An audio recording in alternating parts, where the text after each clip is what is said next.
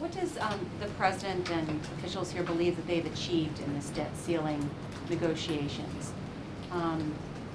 The current bill that's being considered in the House and may become the vehicle in the Senate does not include tax revenues. It does not include the size of cuts that you'd like. It does not include the types of agreements on long-term entitlement changes.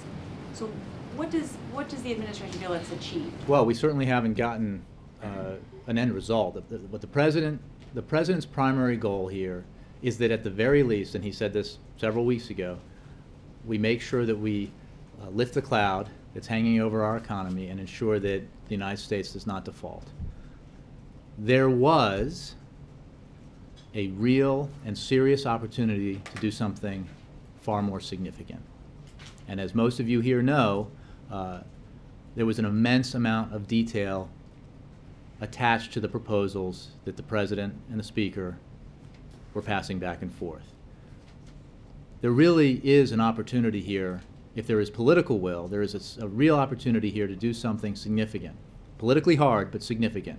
And politically hard for Democrats and Republicans. And I know that's what the American people want and expect. So however this short-term process ends, if you will, before August 2nd, whatever compromise we reach to lift that cloud, to make sure that we're locking in some significant deficit reduction, this conversation will continue. Because in spite of the fact that the Speaker walked away from the negotiations twice, they did outline together real areas of potential compromise for doing something significant, for tackling our deficits and debt in a way that would strengthen our economy, put our fiscal house in order, strengthen our entitlement programs, simplify our tax code, a lot of really hard, good things. And the President will keep fighting to do that. You've used the metaphor before about trains heading into the station. It seems like the only train heading into the station right now is the Boehner bill. Well, that's absolutely false, because there is the Senate Majority Leader has a bill that significantly cuts deficits more, reduces spending more. You're right, it doesn't include tax increases, or any revenues in it up front. And if you were a Republican, you might say, well, gosh, that looks like a compromise to me in my direction.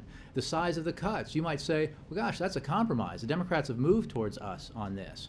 And the fact that it allows for this dollar-for-dollar requirement that is completely confected, but has created a hostage situation in terms of our economy, it even does that.